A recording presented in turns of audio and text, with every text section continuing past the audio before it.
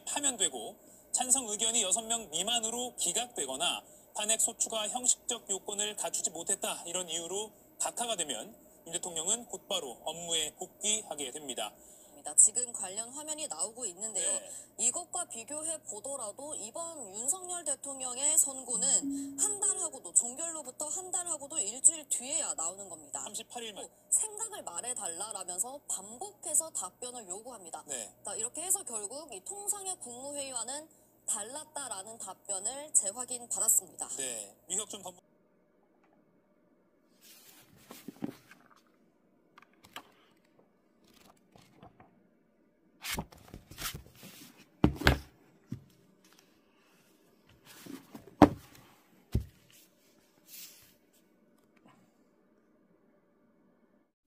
안녕하십니까, 라온입니다.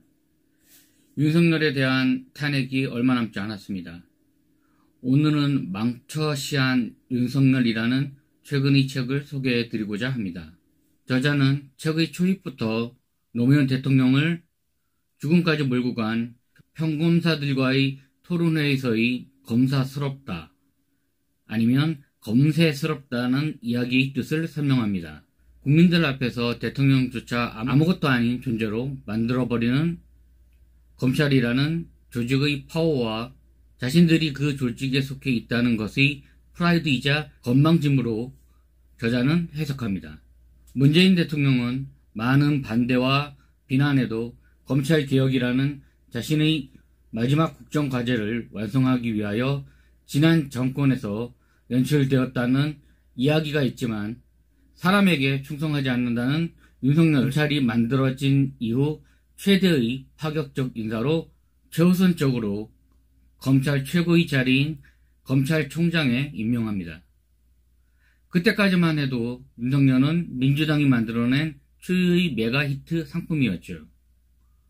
하지만 얼마 후 조국이 법무부 장관으로 취임하자 윤석열이 한 짓은 파격적 인사로 권력을 쥐어준 문 대통령을 무는 개가 되었고, 검찰개혁의 선봉으로 나서려던 조국 일가의 입시 비리를 시작하여 100여 회가 넘는 압수수색을 통하여 상관들에 대한 하극상을 일으킵니다. 자신이 잃은 것도 아닌 문 대통령이 윤희 연극에 속아 주어준 권력과 지위로 말입니다.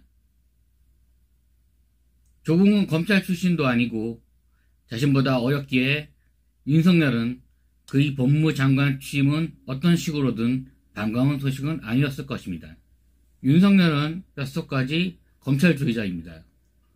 하지만 문 대통령이 그를 지목한 이유는 검찰개혁 완수였죠.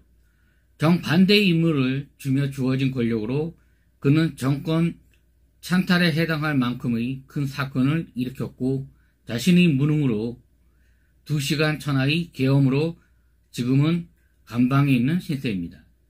정권 초창기의 이준석 당대표를 어리다고 무시하며 윤핵관의 문제도 나이를 떠나 윤 대통령이나 조국에게 했던 상서에 대한 권위를 인정하지 않는 것으로 잘 설명이 되는 부분이고요. 윤핵관의 대표격이었던 며칠 전 세상을 떠난 장제원은 티끌만한 억울함도 감내하지 못하겠다는 당대표의 옹졸한 자기 정치에 머무를 수밖에 없다고 당대표직을 내려놓은 이준석을 저격했죠.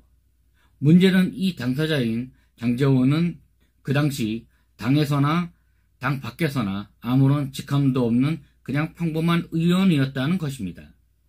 당대표를 아무런 직함도 없는 일반 의원이 나서서 까대는 현실을 방관한 윤석열도 문제고, 그런 당 문화에서 제대로 된 정치를 기대하는 국민들 역시 모두 슬픈 현실이었던 것이죠.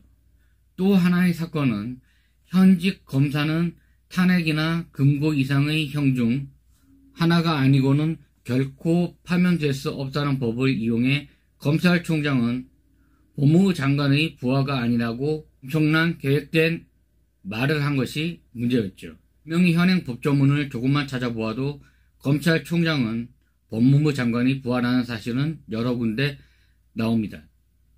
윤석열은 왜 헛소리를 한 것일까요? 이것을 학명보다는 실질적 현직을 이용한 구테타라고 말하는 이들이 하는 이유는 당연한 상식임에도 그것을 거부하는 발언을 서슴지 않았던 윤석열의 없음을 개탄한 것임을 우리는 알아야 합니다. 이는 대한민국이라는 나라가 생긴 이후로 국가의 근간을 흔드는 명시적인 체제 전복이라고 확대 해석하는 이도 있으니 그 발언 자체가 그냥 실언이 아닌 의도된 문정권에 대한 도발의 시초였다는 것이죠. 조국의 법무장관 임명식에서 고개를 숙여 악수까지 하면서 뒤로는 문재인 대통령과의 독대를 원하였고 이루어지지는 않았으나 그간의 조국의 뒷조사를 통한 그의 장관 반대를 권하려고 하였으니 엄청난 인물임은 인정해야 할 것 같습니다. 일이 자신이 뜻대로 풀리지 않자 윤석열은 자신보다 한 달쯤 늦게 취임한 조국에 대하여 전방위적으로 털어서 기소할 수 있는 사건을 찾기 시작합니다. 솔직히 조국이나 윤석열만큼 국가에서 고위직에 오르는 사람 중에 자이건 타이건 실수나 남들이 보기에 특혜라고 보여질 일이나 사건이 없었다는 것은 여러분이 동의하십니까? 간단합니다. 맘먹고 털어서 먼지 안 나오는 사람 없다는 것이죠. 또 충분히 내사로 할 수 있었으나 이를 언론에 공개하는 공개수사로 돌리며 조국과 문 대통령을 쓰레기로 만들었죠. 그리고 사건이 전개되고 기소까지 걸리는 시간은 일반 사건에서는 상상도 못할 만큼의 초광속으로 이루어집니다. 더 엄청난 사건은 사상 현직 법무장관을 상대로 영장을 집행한 것은 처음이라고 합니다. 문 대통령은 윤석열을 자신의 충복으로 인정하며 그를 파격적인 인사로 검찰개혁의 선봉에 서기를 바라며 검찰총장에 임명하였습니다. 하지만 윤석열은 그 자리에 오르자 검찰이라는 자신이 평생 몸담아온 국가 3대 권력기관의 공권력을 이용하여 자신의 상관으로 부임한 조국 법무장관부터 기소하며 행정부에 맞서는 모습을 보이죠. 문제는 윤석열의 변신과 검찰에 대한 과도한 애착이 그뿐만이 아니라 지금까지 검사라는 직업을 가졌던 이들이 보편적인 생각이며 정서였다는 생각이 든다는 것입니다.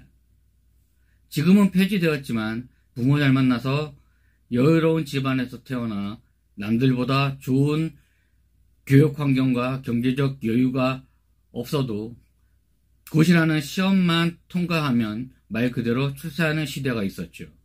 검사들과 정치인들이 특권의식은 이런 살기 힘들며 소수만이 정치인과 검사가 될 수 있었을 때의 청산되지 않은 귀족주의 의식이며 특권층의 문제라고 생각합니다.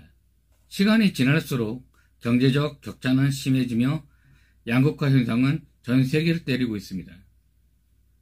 대한민국이라는 이 조그만 땅덩어리에서도 서로 주도권을 잡고 반대편을 죽이기 위하여 최선을 다하는 이런 현실이 서글프지만 인간의 본성에서 본다면 전투에서 승리해야 살아남는 강육강식의 본능에 너무 충실한 것이 아닌가라는 생각도 들기도 합니다.